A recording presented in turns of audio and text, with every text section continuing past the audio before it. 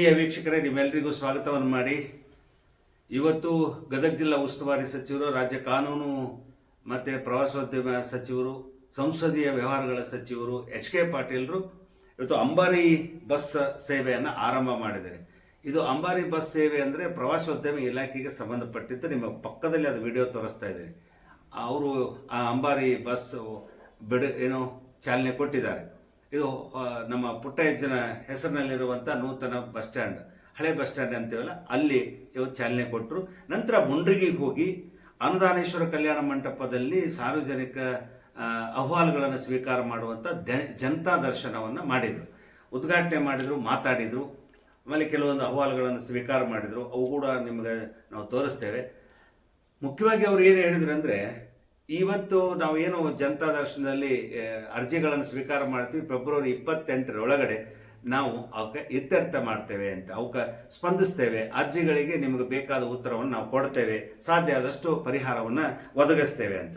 ಅದಾದಮೇಲೆ ಇದುವರೆಗೆ ನಾವು ಜಿಲ್ಲಾಡಳಿತ ವ್ಯವಸ್ಥೆಯಲ್ಲಿ ಕೂಡ ಜನತಾ ದರ್ಶನ ಮಾಡ್ತಾ ಇದ್ದೀವಿ. ರಾಜ್ಯದಲ್ಲಿ CM ಸಿದ್ದರಾಮಯ್ಯನವರು ಜನತಾ ದರ್ಶನ ಮಾಡ್ತಾ ಇದ್ದಾರೆ. ಕಳೆದ 6 ತಿಂಗಳಿಂದ ಮೇ ತಿಂಗಳ 20ರಲ್ಲಿ ನೂತನ ಸರ್ಕಾರ ರಾಜ್ಯದಲ್ಲಿ ಬಂದ ಮೇಲೆ ಜನತಾ ದರ್ಶನ ಪರ್ವ ಸ್ಟಾರ್ಟ್ ಆಗಿದೆ.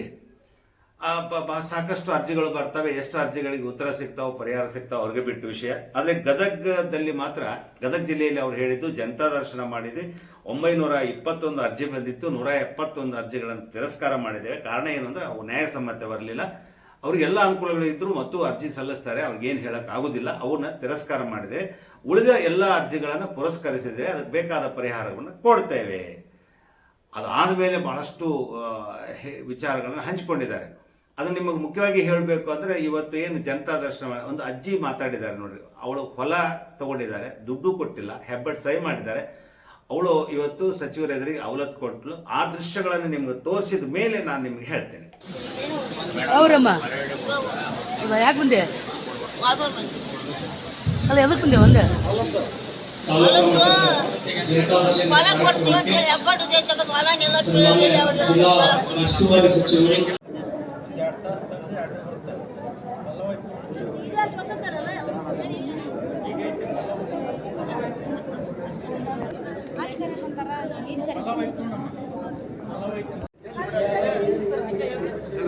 ಅವ್ರಿಗೆ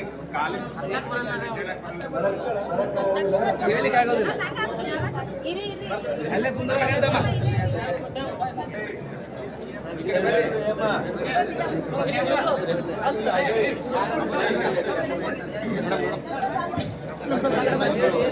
ಹೊಲ ಕೊಡ್ಸ್ತೀವಂದು ಎಪ್ಪಟ್ಟಿಗೆ ಬೆಸಗಂದ್ರು. ಹೊಲಗೆಲ್ಲ ಮನೆಗೆಲ್ಲ ಕುಂತು ಕುಂತು ಕುಂತು ಹೋಗಿ ನಾಯಿ ಕಟ್ಸ್ಕೊಂಡು ಕಟ್ಕೊಂಡು ಕಾಲು ಕಟ್ಕೊಂಡು ಮೂರ್ನ ಕೋಳಿ ಗತ್ತಿನ ತಂದೆ ನೋಡಿ. 1995 ಅಖಂಡ ಧಾರವಾಡ ಜಿಲ್ಲೆ ಇದ್ದಾಗ 7 ಮಂದಿಗೆ ಬರ್ದೂರು ಗ್ರಾಮದಲ್ಲಿ ಭೂ ಒಡೆತನ ಯೋಜನೆ ಜಮೀನು ಕೊಡಿಸಿದ್ವಿ ಸರ್. ಅದರಲ್ಲಿ ಭೂ ಮಾಲೀಕರು 2008ರಲ್ಲಿ 7-8ರಲ್ಲಿ ಅವ್ರ ಜಮೀನ ಮತ್ತೊಂದು ಜಮೀನು ಕೊಡಿಸ್ತೀನಿ ಅಂತ ತಿಳ್ಕೊಂಡು ಅದನ್ನು ಹೆಬ್ಬಟ್ಟಿನ ಸಹಿ ತೊಗೊಂಡಿದ್ದಾರೆ ಸರ್. ಅವರು ಮೋಸ ಮಾಡಿ ಜಮೀನು ತೊಗೊಂಡಿದ್ದಾರೆ ಅಂತ ಹೇಳ್ತಾ ಇದ್ದಾರೆ. ಅದಕ್ಕೆ ಈಗ ಅವ್ರು ಏನು ಹೇಳ್ತಾರೆ, ಅದನ್ನು ನಮ್ಮ ಜಮೀನು ಮರು ಕೊಡಿಸ್ತೀವಿ ಅಂತ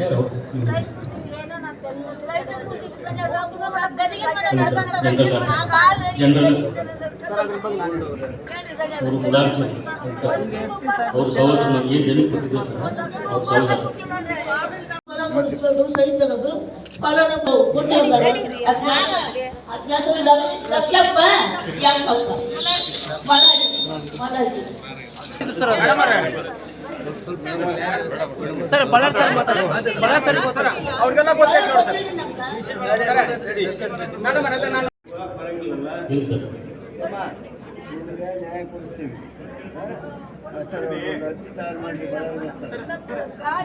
ನನಗೆಲ್ಲ ಸ್ವಲ್ಪ ಮೇಡಮ್ ಜೊತೆ ನಾನು ಏನು ಡಿಸ್ಕಸ್ ಮಾಡಿ ಸರ್, ಇವ್ರಿಗೆ ಇವ್ರ ಜಮೀನು ಬೇರೆ ಕಡೆ ಕೊಡ್ತೇವೆ ಅಂತ ತಿಳ್ಕೊಂಡು ಸರ್, ಅವಧಿ ಒಳಗಾಗಿ ಇವ್ರ ಕಡೆ ಬರ್ಸ್ಕೊಂಡು ಇವ್ರು ಮೋಸ ಮಾಡ್ಯಾರ ಸರ್. ಯಾವ ಒಂದು 4 ಸರ್ 6 ಮಂದಿ ಫಲಾನುಭವಿ ಇದ್ದಾರೆ ಸರ್. 6 ಮಂದಿ ಜಮೀನು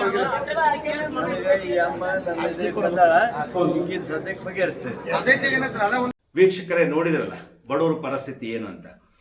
ನಾನು ಯಾಕೆ ಇದನ್ನು ತೋರಿಸಿದೆ ಅಂದರೆ, ನ್ಯಾಯಸಮ್ಮತ ಅರ್ಜಿಗಳಿಗೆ ಮಾತ್ರ ನಾವು ಪರಿಹಾರ ಕೊಡ್ತೇವೆ ಅಂತ ಹೇಳಿದರು. HK ಪಾಟೀಲರು ಮಾತಾಡಿದ್ದು ಏನು ಅಂತ ಕೇಳಿದ್ರೆ, ಕಾನೂನು ಸಚಿವರವರು ರಾಜ್ಯದ ಹಿರಿಯ ಒಬ್ಬ ರಾಜಕಾರಣಿ, ಅವರು ಹೇಳಿದ್ದು ಬಹಳ ಮಾರ್ಮಿಕವಾದಂಥ ವಿಚಾರಗಳಿತ್ತು. 75 ವರ್ಷ ಆಯಿತು ನಮ್ಮ ದೇಶಕ್ಕೆ ಸ್ವಾತಂತ್ರ್ಯ ಸಿಕ್ಕು, ಇದು ಇನ್ನೂ ಕೂಡ ಶೌಚಾಲಯಗಳು ಸ್ವಚ್ಛ ಇಲ್ಲ. ಅಂದರೆ ಆಡಳಿತ ವ್ಯವಸ್ಥೆ ಎಷ್ಟು ಜಿಡ್ಡುಗಟ್ಟಿದೆ ಅನ್ನೋದನ್ನು ಹೇಳಿದರು. ಅದರ ನಂತರ ಇನ್ನೊಂದು ಹೇಳಿದರು, ಕೇಂದ್ರ ಸರ್ಕಾರದಿಂದ ₹1 ಬಿಡುಗಡೆ ಆದರೆ, ಅಂದರೆ ಎಕ್ಸಾಂಪಲ್ ಹೇಳಿದರು, ₹1 ಬಿಡುಗಡೆ ಆದರೆ ಗ್ರಾಮಕ್ಕೆ ಬರುವಾಗ ಅದರ ಬೆಲೆ ಎಷ್ಟಾಗಿರುತ್ತೆ ಅಂದರೆ 16 ಪೈಸಾ ಅಂತ ಹೇಳಿದರು. ಅಂದರೆ 74 ಅಟ್ಲೀಸ್ಟ್ ಒಂದು 80% 80 ಪೈಸದಷ್ಟು ರೊಕ್ಕ ಈ ಲಂಚಕ್ಕೆ ಹೋಗ್ತವೆ ಅಂತ. ಆ ಎಲ್ಲ ಹಂತ ಅದಕ್ಕೆ ಇದು ಹೆಂಗಂದ್ರೆ ಒಂದು ಬರ್ಪಿನ ಗಡ್ಡೆ, ಅದನ್ನು ನೀವು ಒಂದು ಕೈಯಿಂದ ಹೋಗ್ಬೇಕಾದ್ರೆ ಲಾಸ್ಟ್ ಕೈಗೆ ಹೋಗುವಾಗ ಒಂದು ಇಷ್ಟೇ ಆಗಿರ್ತೈತಿ, ಅಷ್ಟು ಕರಗ್ತೈತಲ್ಲ ಬರ್ಪಿನ ಗಡ್ಡೆ, ಹಾಗೆ ಮಂಜುಗಡ್ಡೆ. ಹಂಗೆ ಇದು ಅಧಿಕಾರಿಗಳು ಲಂಚಕ್ಕೆ ನಿಂತಾಗ, ಜನಪ್ರತಿನಿಧಿಗಳು ವ್ಯವಸ್ಥೆಗೆ ಅದಕ್ಕೆ ನಿಂತಾಗ ಅದು ಮತ್ತೆ ಅಷ್ಟು ಕರಗೋದೆ. ನೀವು ₹1 ಕೋಟಿ ನೀವು ಏನಾದರೂ ಒಂದು ಯೋಜನೆ ಹಾಕಿದರೆ ನೀವು ಅದಕ್ಕೆ ಆ ಯೋಜನೆಗೆ ತಲುಪುವಾಗ 20 ಲಕ್ಷ ಆಗಿರುತ್ತೆ. ಇಂಥ ಒಂದು ವ್ಯವಸ್ಥೆ ಆಡಳಿತದಿದೆ. ಇನ್ನು ಮುಂದೆ ಆ ವ್ಯವಸ್ಥೆ ನಡೆಯಿಲ್ಲ. ಭ್ರಷ್ಟತೆಯನ್ನು ನಡೆಸಿದರೆ ನಾನು ಕೇಳೋದಿಲ್ಲ.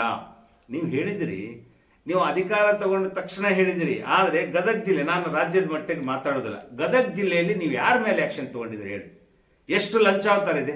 ನಿಮ್ಮ ಪ್ರವಾಸೋದ್ಯಮ ಇಲಾಖೆ ಅಧಿಕಾರಿ ಇದಲ್ಲ, ಪ್ರವಾಸೋದ್ಯಮ ಇಲಾಖೆ ಅಧಿಕಾರಿ ಮಿಸ್ಟರ್ ಕೊಟ್ರೇಶ್ ವಿಭೂತಿ ಅವರು, ಇವರು ಮಹಾನ್ ಒಂದು ಹುದ್ದೆಯಲ್ಲಿದ್ದಾರೆ ಸಾಹೇಬ್ರೆ, ಕೇಳಿ. ಇವರು ಅಕ್ಷರ ದಾಸೋಹ ಅಂದರೆ ಬಿಸಿ ಊಟ ಸಹಾಯಕ ನಿರ್ದೇಶಕ ಈ ಮನುಷ್ಯರು. ಬಿಸಿ ಊಟ ಎಷ್ಟು ಗದಗ ಜಿಲ್ಲೆಯಲ್ಲಿ ಸಮರ್ಪಕವಾಗಿ ತಲುಪ್ತಾ ಇದೆ ಅನ್ನೋದನ್ನ ನೋಡ್ಬೇಕು ಇವರು. ಅಂಥವ್ರಿಗೆ ನೀವು ಶಿಕ್ಷಣ ಇಲಾಖೆಯವ್ರಿಗೆ ಹೆಚ್ಚುವರಿ ಹುದ್ದೆ ಕೊಡಬಾರ್ದು ಅಂತಿದೆ. ನೀವು ಇಂಥವ್ರಿಗೆ ಪ್ರವಾಸೋದ್ಯಮ ಕೊಟ್ಟಿರಿ. ಈ ಮನುಷ್ಯ ಪ್ರವಾಸ ಅದು ನಿಮ್ಮಿಂದ ತಿರುಗ್ತಾ ಇದ್ದಾರೆ. ಬಿಸಿ ಊಟದ ವ್ಯವಸ್ಥೆ ಏನು ಜಿಲ್ಲೆಯಲ್ಲಿ? ಅಕ್ಷರ ದಾಸೋಹ ಪರಿಸ್ಥಿತಿ ಏನು? ಇದು ಎಸೆನ್ಷಿಯಲ್ ಪೋಸ್ಟ್ ಸರ್. ಅತ್ಯಂತ ಎಷ್ಟು 24x7 ಕೆಲಸ ಮಾಡಿದ್ರು ಸಮರ್ಪಕವಾಗಿ ವ್ಯವಸ್ಥೆ ಮಾಡಲಾರ್ದಷ್ಟು ಇದು ಬಿಸಿ ಊಟದ ವ್ಯವಸ್ಥೆ ಇದೆ ಇಲ್ಲಿ. ಅಕ್ಷರ ದಾಸೋಹ ಎಲ್ಲ ಮಕ್ಕಳಿಗೆ ಕೊಡುವಂಥದ್ದು ಇದು ಬಿಸಿ ಊಟ. ನಿಮಗೆ ಗೊತ್ತಿದೆ. ಇಂಥ ಮನುಷ್ಯನಿಗೆ ನೀವು ಪ್ರವಾಸೋದ್ಯಮ ಕೊಟ್ಟಿರಿ ಹೆಚ್ಚುವರಿಯಾಗಿ. ಈ ಮನುಷ್ಯ ಪ್ರವಾಸೋದ್ಯಮ ಇವತ್ತು ಅಂಬಾರಿ ಬಸ್ಸು ಎಷ್ಟು ಸೇವೆ, ಯಾರಿಗೆ ಸೇವೆ, ಎಲ್ಲಿಗೆ ಸೇವೆ, ಹೆಂಗೆ ಸೇವೆ, ಏನಿದೆ? ಏನಿಲ್ಲ ಮನುಷ್ಯನ ಹತ್ರ. ಏನು ಒಬ್ಬ ಮನುಷ್ಯ ಅಧಿಕಾರಿ ಅಂದ್ರೆ ಏನು? ನೀವು ಅಧಿಕಾರಿಗಳಿಗೆ ಹೇಳಿದ್ರಲ್ಲ, ನೀವು ಹೇಳಿದ್ರಿ ಕಟ್ಟ ಕಡೆಯ ವ್ಯಕ್ತಿನೂ ಕೂಡ ಅರ್ಜಿದಾರನು ನಾನು ತಗೋವರೆಗೆ ನಾನು ಆ ಜನತಾ ದರ್ಶನ ನಿಲ್ಲಿಸಲ್ಲ. ಇದೊಂದು ದೊಡ್ಡ ಪ್ರಯೋಗ. ಜನರ ಮನೆಯ ಬಾಗಿಲಿಗೆ ನಮ್ಮ ಆಡಳಿತ, ಮತ್ತೆ ಆಡಳಿತದಲ್ಲಿ ಜಿಡ್ಡುಗಟ್ಟಿದ್ದನ್ನು ನಾವು ಬಗೆಹರಿಸ್ತೇವೆ. ನೀವು ಸಾಕಷ್ಟು ಹೇಳಿದ್ರಿ. ಆಮೇಲೆ ಬಡವರಿಗೆ ಸೌಲಭ್ಯ ಒಳಗೆ ನೀವು ವಿಳಂಬ ಮಾಡಬಾರ್ದು. ವ್ಯವಸ್ಥೆ ದುರುಪಯೋಗ ಮಾಡಿಕೊಂಡ್ರೆ ಅಧಿಕಾರಿಗಳ ಮೇಲೆ ಶಿಕ್ಷೆ, ಅವ್ರ ಮೇಲೆ ಕ್ರಮ, ಆಡಳಿತ ವೈಖರಿ ಬದಲಾಗಬೇಕು. ಅದು ನಮ್ಮ ಸಂಕಲ್ಪ. ಲಂಚ ನೀಡಬೇಡಿ, ತಗೋಬೇಡಿ. ಲಂಚ ತಗೊಂಡವ್ರಿಗೆ ಎಚ್ಚರಿಕೆ ಕೊಟ್ಟಿರಿ. ಜನಪ್ರತಿನಿಧಿಗಳು ಕೂಡ ದರ್ಪದಿಂದ ನಡ್ಕೊಳ್ಬೇಡಿ, ಜನರ ಸ್ಪಂದನೆ ಮಾಡಿ ಎಲ್ಲ ಹೇಳಿದ್ದೀರಿ. ಇದು ಭಾಷಣಕ್ಕೆ ಸೀಮಿತನೋ ಏನು? ಅದು ವ್ಯವಸ್ಥೆಗೆ ನಾವು ಅವ್ರ ಮೇಲೆ ಆ್ಯಕ್ಷನ್ ತಗೋಬೇಕು. ಇಲ್ಲಿ ನಿಮ್ಮ ಪಕ್ಕದಲ್ಲೇ ಅದಾರೆ ನಿಮ್ಮ ಇಲಾಖೆ, ಪ್ರವಾಸೋದ್ಯಮ ಇಲಾಖೆ ಮನುಷ್ಯನ ಮೊದಲು ಹೊರಗೆ ಹಾಕ್ರಿ. ಅವ್ರಿಗೆ ಅಲ್ಲಿ ಇದಕ್ಕೆ ಕೊಡ್ರಿ ಬಿಸಿ ಊಟ. ಪಾಪ ಬಡ ಮಕ್ಕಳಿಗೆ ಊಟ ಹಾಕುವಂಥ ಇಲಾಖೆ ಇದು. ಅಕ್ಷರ ದಾಸೋಹ ಅಲ್ಲಿ 24 ತಾಸು ಕೆಲಸ ಮಾಡಿದ್ರೆ ಅದನ್ನು ಸುಧಾರಿಸೋಕ್ಕಾಗೋದಿಲ್ಲ. ಇನ್ನು ಇಂಥ ವ್ಯವಸ್ಥೆಯಲ್ಲಿ ಈ ಮನುಷ್ಯನ ತೊಗೊಂಡು ಬಂದು ನೀವು ಪ್ರವಾಸೋದ್ಯಮ ಮೇಲೆ ಕೊಟ್ಟರೆ ಆ ಮನುಷ್ಯ ಆರಾಮ್ ಕಾರ್ನಾಗ ತಿರುಗ್ತಾ ಇದ್ದಾನೆ, ಎಲ್ಲೆಲ್ಲಿ ಏನೇನು ಎಲ್ಲ ನೋಡ್ಕೊಂಡು ಬರ್ತಾ ಇದ್ದಾರೆ. ಇಂಥ ವ್ಯವಸ್ಥೆ ಇದೆ ಇಲ್ಲಿ. ಮಿಸ್ಟರ್ ಕೊಟ್ರೇಶ್ ವಿಭೂತಿ, ಇದು ಬಿಸಿ ಊಟದ ವ್ಯವಸ್ಥೆಯಲ್ಲಿ ಇರುವಂಥವ್ರು. ಇವ್ರನ್ನ ಇನ್ನೇನು ಸುಧಾರಿಸ್ತೀರಿ ನೀವು? ಗದಗ ಜಿಲ್ಲೆಗಳಿಗೆ ಯಾರಿಗೆ ಶಿಕ್ಷೆ ಕೊಟ್ಟೈತಿ ಇಲ್ಲಿ? ಯಾವ ಅಧಿಕಾರಿಗಳು? ನಿಮ್ಮ ಹಿಂದೆ ಮುಂದೆ ನೀವು ಬಂದರೆ ಸಾಕು, ನಿಮ್ಗಿಂತ ಮುಂದೆ ಹೋಗೋರದಾರ. ಅಂಥವ್ರನ್ನ ನೋಡಿದ್ರೆ ಜನ ಏನೋ ಚೀತು ಅಂತಿದ್ದಾರೆ. ಆದ್ರೆ ನಾಚಿಕಿಲ್ಲಲ್ರಿ. ಅವ್ರಿಗೆ ಮರ್ಯಾದೆ ಬೇಕಲ್ಲ, ಹುದ್ದೆಗೆ ತಕ್ಕಂಗೆ ವ್ಯಕ್ತಿತ್ವ ಬೇಕು. ಇವರಿಗೆ ಯೋಗ ಬಂತು, ಯೋಗ್ಯತೆ ಬೇಕಲ್ಲ. ಯೋಗ್ಯತೆ ಎರಡು ಇದ್ದಾಗ ಆ ಚೇರಿಗೆ ಒಂದು ವ್ಯಾಲ್ಯೂ ಇರ್ತದೆ. ಆ ಯೋಗ ಅಷ್ಟೇ ಇದೆ, ಯೋಗ್ಯತೆ ಬೇಕಲ್ಲ. ಅದು ಯೋಗ್ಯತೆ ಹಂಗೆ ಅಷ್ಟು ಸರಳ ಬರೋದಿಲ್ಲ. ಆ ಹುದ್ದೆಗೆ ತಕ್ಕ ಯೋಗ್ಯತೆ ಬರಬೇಕಂದ್ರೆ ಆ ಯೋಗ್ಯತೆ ಇರಬೇಕು, ಆ ವ್ಯಕ್ತಿತ್ವ ಇರಬೇಕು, ಆ ವಿದ್ಯೆ ಇರಬೇಕು, ಆ ವಿದ್ಯುತ್ವ ಬೇಕು. ನೀವು ಹೇಳಿದ್ರಿ, ನೀವು ಭಾಳ ಒಳ್ಳೆ ವಿಚಾರಗಳನ್ನು ವ್ಯಕ್ತಪಡಿಸ್ತಿದ್ದೀರಿ. ಆದರೆ ಗದಗ ಜಿಲ್ಲೆಯಲ್ಲಿ ಭ್ರಷ್ಟತೆ ತಾಂಡಾಡ್ತಾ ಇದೆ. ಇದಕ್ಕೆ ನಗರಸಭೆ ಎಕ್ಸಾಂಪಲು, ಜಿಲ್ಲಾಡಳಿತ, ಪ್ರವಾಸೋದ್ಯಮ ಇಲಾಖೆ, ಬಿಸಿ ಊಟ, ಶಿಕ್ಷಣ ಇಲಾಖೆ, ಆಹಾರ ಇಲಾಖೆ, ಬನ್ನಿ ನೋಡ್ರಿ, ತಿರುಗಾಡ್ರಿ, ಗೊತ್ತಾಗತ್ತೆ. ಲಂಚ ಇಲ್ಲ, ಏನು ಕೆಲಸ ಇಲ್ಲ. ನಗರಸಭೆದಾಗಂತರ ಮತ್ತೆ ಫಾರ್ಮ್ ನಂಬರ್ 3ಗೆ ಏಜೆಂಟ್ರು ದೊಡ್ಡ ದೊಡ್ಡ ಕೋಟಿಗಟ್ಟಲೆ ಮನೆ ಕಟ್ಟಿದ್ದಾರೆ ಏಜೆಂಟ್ರು. ಇನ್ನು ಅಧಿಕಾರಿಗಳು ಹೆಂಗಿರ್ಬೋದು? ನೀವು ಶಿಕ್ಷೆ ಯಾವತ್ತು ಆಗುತ್ತೋ ಅವತ್ತು ನೀವು ಇದು ಅವ್ರಿಗೆ ಎಚ್ಚರಿಕೆ ಆಗುತ್ತೆ. ಶಿಕ್ಷೆ ಇಲ್ದನ ಬಾಯಲ್ಲಿ ಎಚ್ಚರಿಕೆ ಕೊಟ್ಟರೆ ಆಗೋದಿಲ್ಲ. ನಿಮ್ಮ ಮೇಲೆ ಕ್ರಮ ತಗೋತೀವಿ, ಆಕ್ಷನ್ ತಗೋತೀವಿ, ಹುಷಾರ್, ಎಚ್ಚರಿಕೆಯಿಂದ ಇರಬೇಕು, ಜಡತ್ವದ ಆಡಳಿತ ನಡೆದಿಲ್ಲ. ಹೌದು, ಇದನ್ನ ನೀವು ಹೇಳಿದ್ರೆ ಆಗ್ಬೇಕಲ್ಲ. ಅದು ಅಷ್ಟು ಚರ್ಮ ಅಷ್ಟು ದಪ್ಪದವು ಚರ್ಮ, ಅವು ತಿಳಿದಿಲ್ಲ. ಕೆಲವರಿಗೆ ನೀವು ಹೇಳೋ ಅಗತ್ಯ ಇಲ್ಲ. ಒಳ್ಳೆ ಅಧಿಕಾರಿಗಳಿದ್ದಾರೆ, ಒಳ್ಳೆ ಕೆಲಸ ಮಾಡ್ತಾ ಇದ್ದಾರೆ, ಸೇವೆ ಮಾಡ್ತಾ ಇದ್ದಾರೆ. ಅವ್ರು ಬೋರ್ಡು ಹಾಕ್ಯಾರ, ನಾನು ಭ್ರಷ್ಟನಲ್ಲ, ನಾನು ಸರ್ಕಾರ ಕೊಟ್ಟ ಸಂಬಳದಲ್ಲಿ ಬದುಕ್ತೇನೆ, ನನ್ನ ಜೀವನ ನಾನು ಸಾರ್ಥಕಪಡಿಸ್ಕೊಳ್ತೇನೆ, ನಾನು ಟೇಬಲ್ ಬುಡಕ್ಕಾಗಲಿ, ಮ್ಯಾಲೆ ಆಗಲಿ, ಬಾರ್ನಾಗಾಗಲಿ, ಬೇರೆ ಬೇರೆ ಹೋಟ್ಲಾಗ ಕೂತು ವ್ಯಾಪಾರ ಮಾಡಲ್ಲ, ನನ್ನನ್ನು ನಾ ಮಾರಿಕೊಳ್ಳೋದಿಲ್ಲ ಅಂತ ಬರೆದವರು ಇದ್ದಾರೆ. ಇನ್ನು ಪೂರ್ತಿ ಮಾರ್ಕೊಂಡವರು ಇದ್ದಾರೆ. ನಿಮಗೆ ರಸ್ತೆಗಳನ್ನು ನೋಡ್ರಿ, ಗದಗ ನೀವು ಕೋಟಿಗಟ್ಟಲೆ ತರ್ತೀರಿ, ದುಡ್ಡು ತರ್ತೀರಿ, ಎಲ್ಲ ಹೊಡೆದು ಕೂತ್ಕೊಂಡ್ಬಿಡ್ತಾರೆ, ಪೇಪರ್ ಮೇಲೆ ಕಾಮಗಾರಿ ಹಿಂಗಿದಾವ. ಈ ಪ್ರವಾಸೋದ್ಯಮ ನೀವು ಹಿಡಿಯೋದಕ್ಕೆ ಯಾಕೆ ಹೇಳಿದೆ ಅಂದರೆ, ನಿಮ್ಮ ಇಲಾಖೆ ಪ್ರವಾಸೋದ್ಯಮ ಇಲಾಖೆ ಬೇರೆ ಕೊಡಿ, ಬೇರೆ ಇಲಾಖೆ ಒಂದು ಕೊಡಿ, ಇದಾವೆ ಬೇಕಾದ್ರೆ ಹೆಚ್ಚುವರಿ. ಬಟ್ ಈ ಮನುಷ್ಯ ಬಿಸಿ ಊಟ ರೀ ಸರ್, ಅಕ್ಷರ ದಾಸೋಹ, ವೆರಿ ಇಂಪಾರ್ಟೆಂಟ್, ವೆರಿ ಎಸೆನ್ಷಿಯಲ್. ಇಂಥ ಮನುಷ್ಯನ ತೊಗೊಂಡೋಗಿ ನೀವು ಪ್ರವಾಸೋದ್ಯಮ ಕೊಟ್ರಿ, ಆ ಮನುಷ್ಯಂದು ಏನು? ಅವ್ನು ನಾನು ಕೇಳಿಬಿಟ್ಟಿದ್ದೇನೆಂದ್ರೆ, ನಿಮ್ಮ ಹುಡ್ಕೋಟೆಯಲ್ಲೇ ನಿಮ್ಮ ಹತ್ರ ಅವ್ನು ಕೆಲಸ ಮಾಡಿದ್ದಾರೆ, ಅದಕ್ಕೆ ನೀವು ಕೊಟ್ಟಿರಿ ಅಂತ ಮಾತಾಡ್ತಾ ಇದ್ದಾರೆ. Sir, this is not good. ಈ ಶಿಕ್ಷಣ ಇಲಾಖೆ ಒಳಗೆ ಏನು ಕೆಲಸ ಮಾಡ್ತಾರೆ, ಈಗ ಡೈಟ್ ಒಳಗೆ ಉಪನ್ಯಾಸ ಕೊಡಬೇಕು ಅವರೆಲ್ಲ, ಅವ್ರು ತೊಗೊಂಡು ಬಂದು ದೊಡ್ಡ ಹುದ್ದೆ ಕೊಟ್ರಿ, ಹೆಂಗದಾರ ಅವರು ನಿಮ್ಗಿಂತ ಬಲ, ನಿಮ್ಮ ಮುಂದೆ ನಿಂತು ಬಿಡ್ತಾರೆ, ನೀವೇ ಕೊಡೋದಿಲ್ಲ ಫೋಟೋದಾಗ, ವಿಡಿಯೋದಾಗ. ಭಯಂಕರ ವಿಚಿತ್ರ ಇದೆ ವ್ಯವಸ್ಥೆ. ಸೊ ಅದಕ್ಕೆ ಈಗ ನೀವು ಹೇಳಿದ್ರಿ, ನೀವು ಒಳ್ಳೆ ಮಾತುಗಳನ್ನು ಹೇಳಿದ್ರಿ. ನೋಡ್ರಿ, ಆ ಅಮ್ಮ ನೋಡ್ರಿ, ಆ ಅಂಗವಿಕಲದ ಪಾಪ ಹುಡುಗ ಮಗು ಹೊತ್ಕೊಂಡ್ಬಂದ್ರು. ಏನಿಲ್ಲ ಸರ್, ಕನಿಕರ ಇಲ್ಲದವರು, ಕಣ್ಣಿಗೆ ರಕ್ತ ಇಲ್ಲ ಅವರಿಗೆ, ಏನು ಅವಕ್ಕೆ ಏನೇನೂ ಇಲ್ಲ ಸರ್. ಬರೀ ದುಡ್ಡು ಹಣ ಪೋಸು ಮತ್ತೆ ಪ್ರಚಾರ, ಪುಕ್ಕಟೆ ಪ್ರಚಾರ. ಅವರು ಅಂಬಾರಿ ಬಸ್ ಬಿಡುಗಡೆ ಏನು ಎಂತು ಇದ್ರ ವ್ಯವಸ್ಥೆ ಏನು? ನಮ್ಮಲ್ಲಿ ಒಂದು ವಾರ್ತಾ ಇಲಾಖೆ ಕೊಟ್ಬಿಡ್ತಾರೆ, ಅದು ಒಂದು ಬಂದು ಬಿಡ್ತೈತಿ, ಎಲ್ಲ ಹಾಕ್ಬಿಡ್ತಾವೆ. ಏನಾಗತ್ತೆ ಮುಂದೆ? ಏನು ಪ್ರಚಾರ, ಏನು ವ್ಯವಸ್ಥೆ ಏನು? ಅವ್ರಿಗೇನು ಆರಾಮ್ ಸುಲಭ ಆಯಿತು, ಪೇಪರ್ ಮೇಲೆ ಎಲ್ಲ ಬಂತು. ಇದು ಆಡಳಿತ ಇಲ್ಲ. ಒಳ್ಳೆ ಆಡಳಿತ ಕೊಡಬೇಕು ಅಂದರೆ ಶಿಕ್ಷೆ ಆಗಲೇಬೇಕು, ಶಿಕ್ಷೆ ಬೇಕು ಅವ್ರಿಗೆಲ್ಲ. ಮಾಡಿದ ತಪ್ಪುಗಾರನ ವ್ಯವಸ್ಥೆ ಇದ್ರಾಗ ಏನಂದ್ರೆ ಪಕ್ಷಾತೀತವಾಗಿರಬೇಕು, ಜಾತ್ಯತೀತವಾಗಿರಬೇಕು, ಮತ್ತು ಪ್ರಾಂಜಲ ಮನಸ್ಸಿನಿಂದ ಇರಬೇಕು. ಆಡಳಿತ ಸ್ಪಂದಿಸುವಂಥ ಮನೋಭಾವನೆ ಇರಬೇಕು. ನೀವು ಹೇಳಿದ್ರಲ್ಲ, ಜನಪ್ರತಿನಿಧಿಗಳು ದರ್ಪದಿಂದ ಇರಬಾರ್ದು, ದೂರ ಇರಿ, ದರ್ಪ ಬಿಡಿ, ಜನರ ಮನೆ ಬಾಗಿಲಿಗೆ ಕೆಲಸ ಮಾಡೋಣ, ಆಡಳಿತ ಕೊಡೋಣ. ಎಸ್, ಕರೆಕ್ಟ್, ಹೇಳಿದ್ ನಿಜ. ಆದರೆ ಮಾಡಬೇಕಲ್ಲ ನಿಮ್ಮ ಅಧಿಕಾರಿಗಳು. ಈ ಪ್ರವಾಸೋದ್ಯಮ ಇಲಾಖೆ ಅದನ್ನು ಕೊಟ್ರೇಶ್ ವಿಭೂತಿ ಹೋಗ್ರಿ, ಬಿಸಿ ಊಟ ನೋಡ್ಕೊರಿ, ಅಕ್ಷರದಾಸ ನೋಡ್ಕೊರಿ, ಬಿಡಿ. ಇದು ಪೋಸ್ಟ್ ಬಿಟ್ಟು, ಪ್ರಚಾರ ಬಿಟ್ಟು, ಅಕ್ಷರದಾಸದ ವ್ಯವಸ್ಥೆ ಒಳಗೆ ಸಹಾಯಕ ನಿರ್ದೇಶಕರು ನೀವು. ಬಿಸಿ ಊಟ, ಹಸಿ ಊಟ ಆಗೈತೆ ಅದು, ಬಿಸಿ ಊಟ ಅಲ್ಲದು, ಹಸಿ ಊಟ. ಗದಗ ಜಿಲ್ಲೆಯಲ್ಲಿ ಹೋಗಿ ಅಲ್ಲಿ ಕೆಲಸ ಮಾಡಿ, ಪ್ರವಾಸೋದ್ಯಮ ಒಳ್ಳೆ ನೋಡ್ಕೋತಾರೆ. ಅದು ದೊಡ್ಡ ಇಲಾಖೆ, ಅದಕ್ಕೆ ಅದರದೇ ಆದಂಥ ಒಂದು ಯೋಜನೆ, ಕಲ್ಪನೆ, ಆ ವ್ಯವಸ್ಥೆ ಇರಬೇಕು. ಆ ಮನುಷ್ಯನಿಗೆ ಆ ನಾಲೆಜ್ ಬೇಕು. ನೀವು ಏನೋ ಹೋದ್ರಿ, ಆಯಿತು ಕೊಟ್ಟರು ಅವರು. ಆದರೆ ಇಲ್ಲಿ ದೊಡ್ಡ ಇಲಾಖೆ, ನೀವು ಬೇರೆ ಇಲಾಖೆ ಇದ್ರೆ ಆ ಮತ್ತು ಬೇರೆ.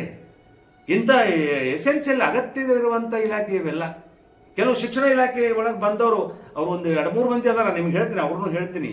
ಯಾವ ಅಲ್ಲಿ ಡೈಟ್ನೊಳಗೆ ಉಪನ್ಯಾಸ ಕೊಡಬೇಕು ಇವರು, ಹೆಂಗೆ ಶಿಕ್ಷಣ ಕೊಡಬೇಕು, ಹೆಂಗೆ ಮಕ್ಕಳನ್ನ ಶಿಕ್ಷಣ ವ್ಯವಸ್ಥೆಗೆ ಕರ್ಕೊಂಬರ್ಬೇಕು, ಅವ್ರಿಗೆ ಏನು ಎಕ್ಸಾಮ್ ತಯಾರಿ ಹೆಂಗೆ, ಇವೆಲ್ಲ ಅದ ಸರ್. ಸೊ ಅದಕ್ಕೆ ನೀವು ಹೇಳಿರಿ, ಬಡವರಿಗೆ ಸೌಲಭ್ಯ ಸಿಗಬೇಕು, ಜಿಡ್ಡುಗಟ್ಟೆ ಆಡಳಿತ ಹೋಗಬೇಕು, ಸುಧಾರಣೆ ಆಗಬೇಕು, ಬಡವರ ಮನೆ ಬಾಗಿಲಿಗೆ ಆಡಳಿತ ಹೋಗಬೇಕು, ಜನರ ಮನೆ ಬಾಗಿಲಿಗೆ ಹೋಗಬೇಕು, ಭ್ರಷ್ಟತೆ ನಿಲ್ಲಬೇಕು, ಸೋಂಬೇರಿ ಅಧಿಕಾರಿಗಳು ಆಡಳಿತದೊಳಗೆ ಚುರುಕಾಗಬೇಕು, ನಿಜ.